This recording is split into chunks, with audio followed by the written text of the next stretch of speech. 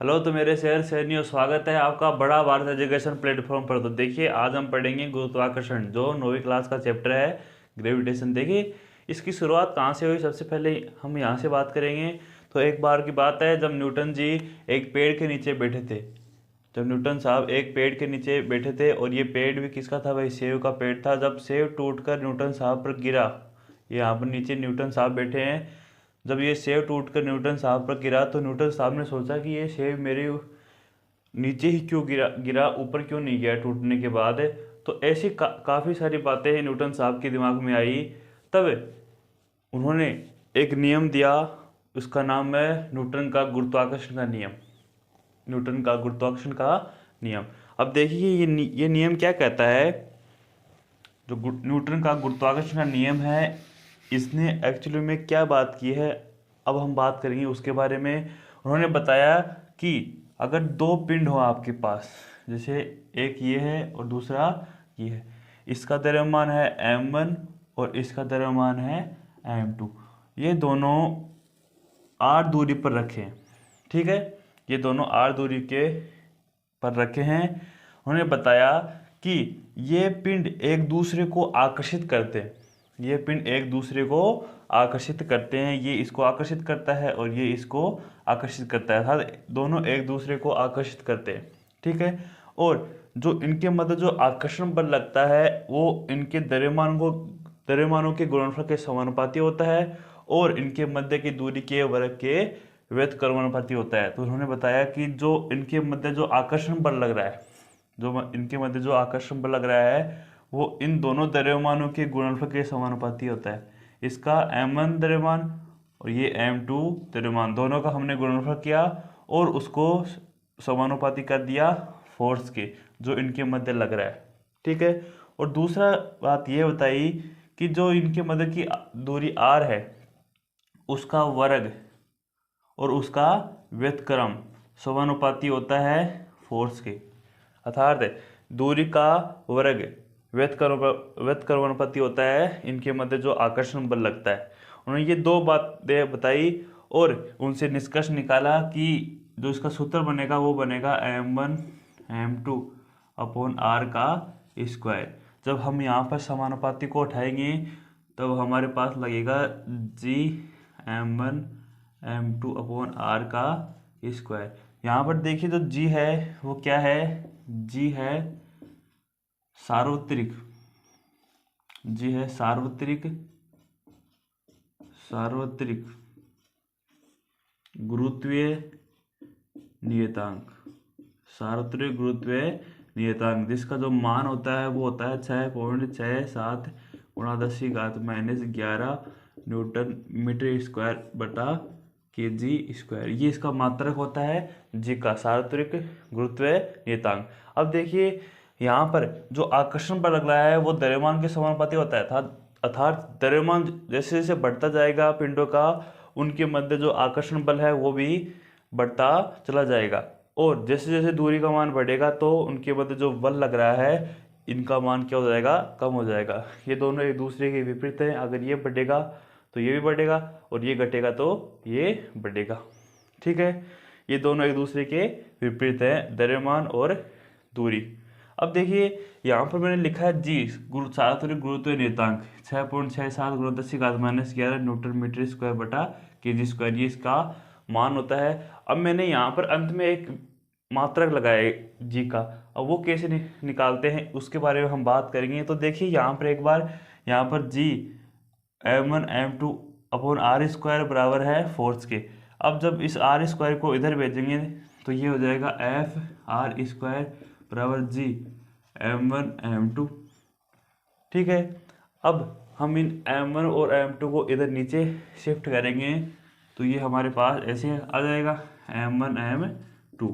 अब देखिए, ये g के बराबर है। अब यहाँ पर जो फोर्स है उसकी इकाई होती है न्यूटन, ठीक है, और आर स्क्वायर की होती है मीटर स्क्वायर, अर्थात दूरी की इकाई क्या होती है भाई? मीटर होती है। तो आर स्क्वायर हमने भी कर दिया मीटर स्क्वायर। उसके बाद हम बात करेंगे M1 व M2। ये द्रव्यमान है, द्रव्यमान की इकाई होती है किलोग्राम, और किलोग्राम को हम यहाँ पर दो द्रव्यमान है तो हम कर देंगे kg का स्क्वायर।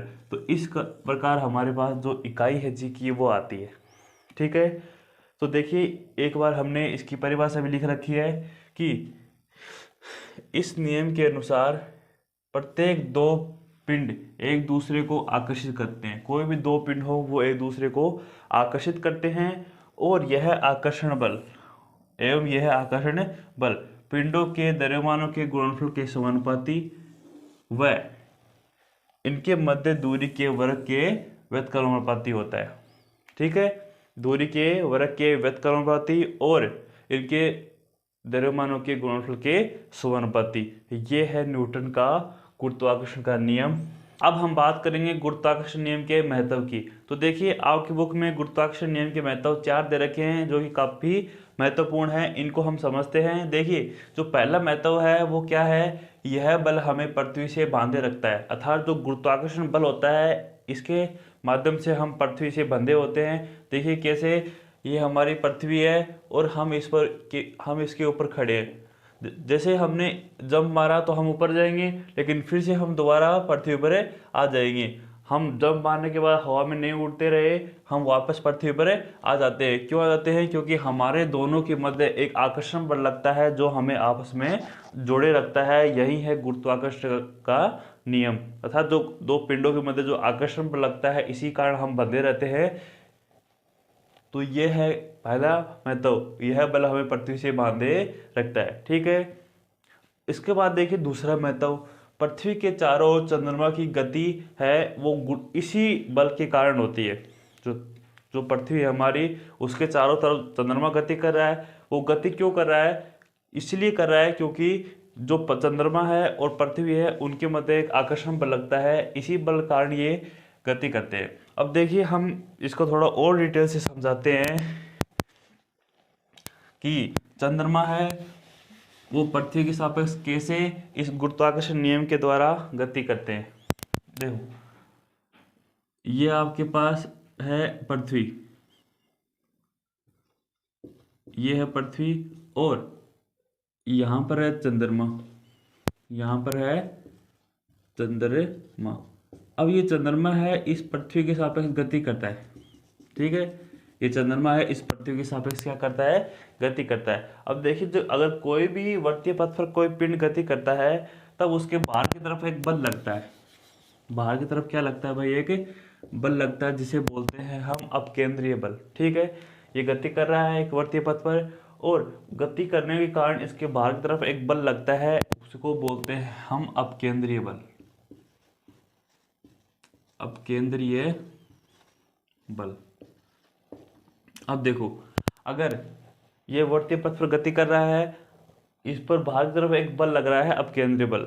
अगर यही बल लगता तो ये पिंड है इस वर्तीय पथ पर गति नहीं करता, बाहर की तरफ चला जाता। लेकिन ऐसा नहीं होता। क्यों नहीं होता? क्योंकि इन दोनों के पिंडों के मध्य गुरुत्वाकर्षण बल लगता है, अर्थात ये दोनों के मध्य आकर्षण बल लगता है। इसी आकर्षण बल के कारण ये इस वर्तीय पथ पर गति करता रहता है, इस वर्तीय पथ को छोड़कर नहीं जाता। तो जो इनके मध्य जो आकर्षण बल लगता है उसको बोलते हैं गुरुत्वाकर्षण बल। गुरुत्वाकर्षण बल जो इनकी गति में सहायता करता है। अगर हम गुरुत्वाकर्षण बल को हटा देते हैं तो होगा क्या कि जो ये चंद्रमा है ये इस वर्तीय पथ को छोड़कर आगे की तरफ चला जाएगा। उसके बाद तो आप सब जानते हैं क्या होगा, चंद्रमा नहीं रहेगा। ठीक है, तो पृथ्वी और चंद्रमा की जो अर्थात जो पृथ्वी है उसके सापेक्ष चंद्रमा गति कर रहा है वो इसी बल के कारण कर रहा है, और वो बल कौन सा है? गुरुत्वाकर्षण का बल। इसके बाद देखिए तीसरा महत्व, सूर्य के चारों ओर ग्रहों की गति। इसी प्रकार जैसे सूर्य है हमारे पास, ये सूर्य है और इसके चारों तरफ ग्रह क्या कर रहे हैं? गति कर रहे हैं। ठीक है, अब ये ग्रह हैं गति कर रहे हैं तो बाहर की तरफ लगता है अपकेंद्रीय बल। बाहर की तरफ लगता है अपकेंद्रीय बल, और अगर बाहर की तरफ अकेंद्रीय बल लग रहा है, अगर यहीं लगता तो ये ग्रह हैं वो बाहर की तरफ चले जाते इस बल के कारण। लेकिन ये पिंड है एक, ये पिंड है दूसरा, इन दोनों के मध्य क्या लगता है? आकर्षण बल लगता है। इन दोनों के मध्य क्या आकर्षण बल लगता है? और वही होता है गुरुत्वाकर्षण बल। इसी बल के कारण है सूर्य के सापेक्ष जो ग्रह है वो गति कर रहे हैं। तो ये हमारा तीसरा पॉइंट हुआ कि सूर्य के चारों ओर ग्रहों की गति है वो भी गुरुत्वाकर्षण बल के कारण ही होती है। इसके बाद हम बात करेंगे चौथे महत्व की, चंद्रमा व सूर्य के कारण ज्वार भाटा। आपने नाम सुना होगा ज्वार भाटा का, और वो ज्वार भाटा क्यों आता है? सूर्य व चंद्रमा के कारण आता है। अब देखो सूर्य और चंद्रमा के कारण कि वो कैसे आता है ज्वार भाटा, उसके बारे में हम बात करेंगे। तो देखो यहाँ पर है आपकी पृथ्वी, ये आपकी पृथ्वी है, और इस पर काफ़ी महासागरों में, समुद्रों में जल भरा हुआ है, ठीक है। और ये है सूर्य, ये है सूर्य, और ये है चंद्रमा, ये है चंद्रमा। अब पहले केस में हम सूर्य के बारे में बात करेंगे। क्या बात? सूर्य है और पृथ्वी है, और पृथ्वी के ऊपर ये ऊपर भरा है पानी महासागरों में। अब देखो एक पिंड है ये और दूसरा पिंड है ये, इन दोनों पिंडों के मध्य एक आकर्षण बल लगता है। दोनों पिंडों के मध्य एक आकर्षण बल लगता है, जैसा कि न्यूटन साहब ने बताया कि दो पिंड हो और उनका द्रव्यमान हो कुछ, उनके मध्य एक आकर्षण बल लगता है जिसे हम बोलते हैं गुरुत्वाकर्षण का बल। तो यहाँ पर एक पिंड सूर्य है और दूसरा पिंड है ये पृथ्वी।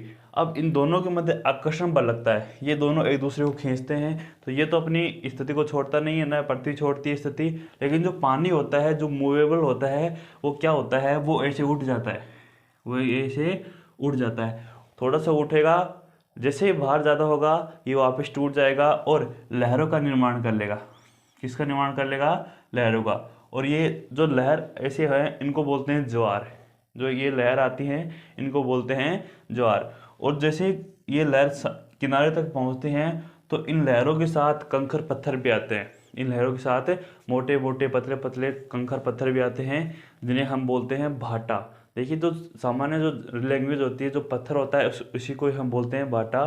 तो इसके सूर्य और पृथ्वी के बीच, या ऐसे बोल सकते चंद्रमा व पृथ्वी के बीच आकर्षण के कारण, क्योंकि एक पिंड सूर्य है वो भी पृथ्वी के साथ आकर्षण करता है, और चंद्रमा है ये भी एक अलग पिंड है, ये भी पृथ्वी के साथ क्या करता है? आकर्षण करता है। तो इन दोनों के कारण ही जो पृथ्वी का, महासागरों का जो जल है पृथ्वी पर, वो ऊपर उठता है और लहरों का निर्माण करता है। इन लहरों को बोलते हैं ज्वार, और इनके साथ जो पत्थर आते हैं उनको बोलते हैं भाटा, जो इनके किनारों पर जमा हो जाते हैं। इसीलिए जो ज्वार भाटा आता है वो चंद्रमा व सूर्य के कारण आता है।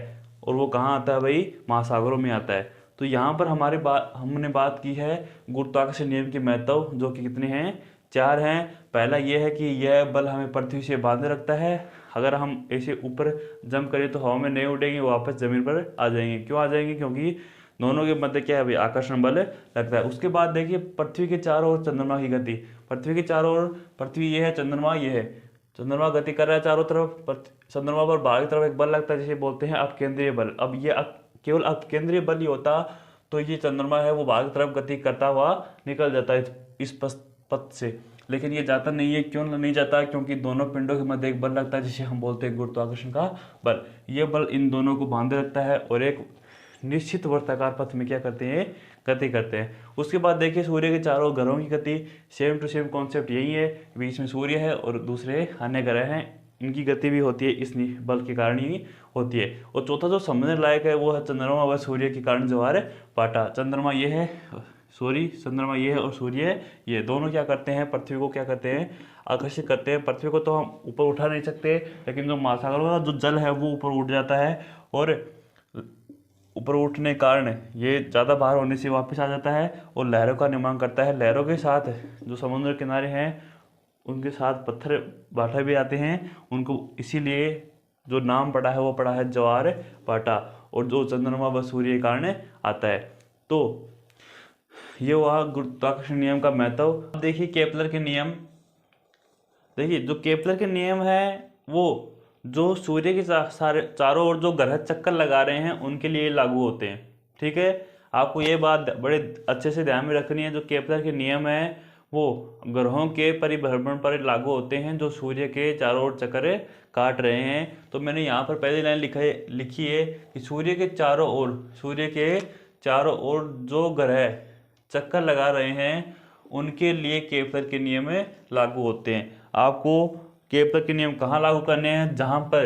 जहाँ पर सूर्य के सापेक्ष कोई ग्रह चक्कर लगा रहा है उन पर ही केपलर के नियम लागू करने हैं। तो देखिए, जो केपलर का जो प्रथम नियम है और द्वितीय और तृतीय, ये 3 नियम दिए केपलर ने, जिसमें जो प्रथम नियम है वो क्या है कि कोई ग्रह अगर सूर्य के चारों ओर चक्कर लगा रहा है, ऐसे जो ये मानो ये सूर्य है और ये कोई ग्रह है, ये कोई क्या है भाई? ग्रह। और ये ग्रह है, ये सूर्य के चारों ओर क्या लगा रहा है? चक्कर लगा रहा है। अब जो ये पथ है, इस पथ के बारे में जो जानकारी देते हैं वो देते हैं केपलर का प्रथम नियम, अर्थात ये ग्रह है ये किस पथ पर गति करता है, इसके बारे में केपलर का प्रथम नियम बताता है कि ये दीर्घवृत्ताकार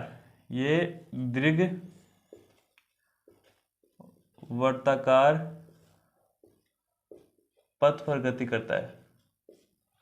जो ये पथ है इनका, इस ग्रह का, ये है दीर्घवृत्ताकार पथ, इसी पथ पर ये गति करते हैं। तो पहला जो नियम है वो यही है, सूर्य के चारों ओर परिक्रमण कर रहे ग्रह दीर्घवृत्ताकार पथों में गति करते हैं। ठीक है, तो पथ कौन सा है भाई? ये दीर्घवृत्ताकार पथ है। उसके बाद देखिए केपलर का द्वितीय नियम। देखिए केपलर का जो द्वितीय नियम है वो क्या है कि ये सूर्य है और इसके सापेक्ष कोई मानो ग्रह है ये, और इसकी इस स्थिति पर हमने इसकी स्थिति मान ली ए, कि ये ए स्थिति पर है और हमने इसको मिला दिया। अब ये ग्रह है वो आगे की तरफ क्या कर रहा है भाई? गति कर रहा है और ये पहुंच गया यहाँ पर, ये स्थिति है बी, इसको भी हमने मिला दिया। अब यहाँ से यहाँ तक तो जाने में इसको टाइम लगा है, वो लगा है T1। ठीक है, उसके बाद देखिए ये ग्रह चलता चलता यहाँ पर आ जाता है और इस स्थिति को मान लिया हमने C, इसको मिला दिया और थोड़ी देर बाद ये आगे गति करता है और चला जाता है यहाँ पर स्थिति D पर, इसको हमने मिला दिया। अब देखिए C से D तक आने में जो टाइम लगा है इसको लगा है T2। अब जो केपलर का द्वितीय नियम है ये बोलता है कि अगर T1 और T2 समान है तो जो ये क्षेत्रफल है ये है A1 और ये क्षेत्रफल है A2, ये भी बराबर होंगे। अगर समय बराबर है, अगर एक बिंदु से दूसरे बिंदु तक पहुंचने का जो टाइम अंतराल है वो समान है तो इनके द्वारा जो क्षेत्रफल तय होगा वो भी समान होगा। मानो जो टाइम है वो 1 घंटा है ए से बी तक जाने में और सी से डी तक आने में जो टाइम है वो भी है 1 घंटा, तो जो इनके मध्य जो क्षेत्रफल होगा वो भी क्या होगा? समान होगा। इसके लिए भी समान होगा और इस स्थिति के लिए भी सेम होगा, दोनों स्थितियों के लिए बराबर होगा क्षेत्रफल जो तय होता है। तो देखिए केपलर का द्वितीय नियम है ये बोलता है अगर T1 T2 के बराबर है तो A1 भी A2 के क्या होगा?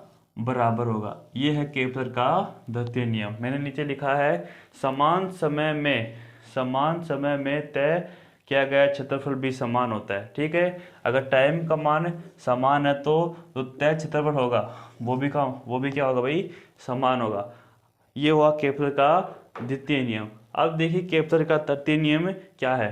देखिए जो केपलर का तृतीय नियम है वो ये बोलता है कि कोई ग्रह है वो सूर्य के चारों चक्कर लगा रहा है, उसका आवर्तकाल का वर्ग इसकी त्रिज्या के क्यूब के समानुपाती होता है। ठीक है, इसी स्थिति में लेते हैं, मानो ये सूर्य है और ये कोई ग्रह है, इनके मध्य जो दूरी है वो है r और जो इसका जो आवर्तकाल है, एक चक्कर पूरा करने का जो समय है उसका वर्ग वो r की क्यूब के समानुपाती होता है। अब देखिए ये डेरिवेशन कहाँ से आती है इसके बारे में हम बात करेंगे। तो देखो इधर कि जो r की क्यूब है वो t² के समानुपाती कैसे आ रही है इसके बारे में हम यहाँ पर एक बार बात करेंगे। तो देखो यहाँ पर ये है सूर्य और ये है कोई है ग्रह, ये कोई ग्रह। अब ये इसके चारों ओर क्या लगा रहा है, चक्कर लगा रहा है। अब ये ग्रह है, इन दोनों के मध्य तो दो पिंड है, इनके मध्य तो गुरुत्वाकर्षण बल लगता है जिसका मान होता है Gm। एक बार हमने मान लिया इसका द्रव्यमान, सूर्य का द्रव्यमान m है और इस ग्रह का द्रव्यमान भी m है। Gm1 अपॉन इनके मध्य की दूरी है r, तो हो जाएगा r का स्क्वायर। ये इन दोनों पिंडों के मध्य बल लग रहा है। और अगर कोई बिंदु है, कोई पॉइंट है या कोई पिंड है, वो अगर बढ़ते रास्ते पर गति करता है तो उसके बाहर की तरफ एक बल लगता है जिसे हम बोलते हैं अपकेंद्रीय बल, और जिसका मान होता है mv² अपॉन r। अब देखिए, क्योंकि हम जानते हैं कि जो v होता है वो होता है ओमेगा r, v बराबर होता है ओमेगा r। जो जो ओमेगा है ये है कोणीय वेग है। क्या भाई, ओमेगा कोणीय वेग है और r क्या है, त्रिज्या। जब हम v का मान यहाँ पर रखेंगे तो देखो क्या हो जाएगा, m ओमेगा स्क्वायर r का स्क्वायर, और नीचे क्या है भाई, r है, एक r से r कट जाएगा तो m ओमेगा स्क्वायर r। ये आ जाएगा बल जो बाहर की तरफ लगता है, जो बाहर की तरफ लगता है। अब देखिए, अंदर की तरफ लगता है वो लगता है गुरुत्वाकर्षण बल, और बाहर की तरफ लगता है वो लगता है अपकेंद्रीय बल। देखिए, दोनों की दिशा विपरीत है लेकिन इनके जो परिमाण हैं वो बराबर हैं। इसका परिमाण और इसका परिमाण, दोनों का परिमाण है वो बराबर है। इसीलिए क्या होता है कि यहाँ पर जब हम इनके परिमाण बराबर करेंगे तो देखिए क्या होगा, Gm² अपॉन r² बराबर है m ओमेगा स्क्वायर r के। जब इस r को इधर भेजेंगे हम तो वो हो जाएगा Gm² इक्वल टू r की क्यूब, क्योंकि ये r² है और ये है r। और जब हम इसको नीचे लाएंगे इधर तो ये हो जाएगा m ओमेगा स्क्वायर। अब यहाँ पर m, ये m², ये कट जाएगा और यहाँ पर एक बचेगा। अब देखिए, जो ओमेगा होता है वो होता है 2 पाई अपॉन टी, ठीक है, 2 पाई अपॉन टी होता है ओमेगा, और यहाँ पर है ओमेगा स्क्वायर, तो हो जाएगा 4 पाई² अपॉन टी का स्क्वायर, 4 पाई² अपॉन टी का स्क्वायर। जब हम ओमेगा का मान यहाँ पर रखेंगे तो हो जाएगा हमारे पास, एक बार थोड़ी सी हमें जगह की आवश्यकता है इसलिए हम इस वाले पोर्शन को साफ कर देते हैं। देखिए, ये ओमेगा मान हम यहाँ से रख रहे हैं तो वो हो जाएगा Gm, नीचे है 4 पाई²। और देखिए, जो t² में नीचे उतारूंगा, नीचे उतारने से अच्छा है इसको ऊपर ही उतार दूं। ये ऊपर गणित का रूल है, ऐसे हम ऊपर ला सकते हैं इसको, t², वो बराबर है भाई r की क्यूब के। अब देखिए, जो t² है वो r की क्यूब की क्या है भाई, बराबर है। हम बोल सकते हैं कि t² अर्थात जो t² है वो समानुपाती होते हैं r की क्यूब के। तो यहाँ से निकला है ये t की स्क्वायर समानुपाती है r की क्यूब के। ये है केपलर का तृतीय नियम, ठीक है। तो यहाँ पर हुए हमारे केपलर के नियम। केपलर का प्रथम नियम, कोई भी ग्रह सूर्य के चारों तरफ चक्कर लगा रहा है तो उसका वो दो पथ होगा, वो होगा दीर्घवृत्ताकार पथ। दूसरा नियम क्या है, अगर समान समय में समान क्षेत्रफल तय होगा, यह दूसरा नियम। और तीसरा नियम यह है कि जो आवर्तकाल का जो वर्ग है वो समानुपाती होता है त्रिज्या के क्यूब के। तो ये यहाँ पर हुए हमारे केपलर के 3 नियम।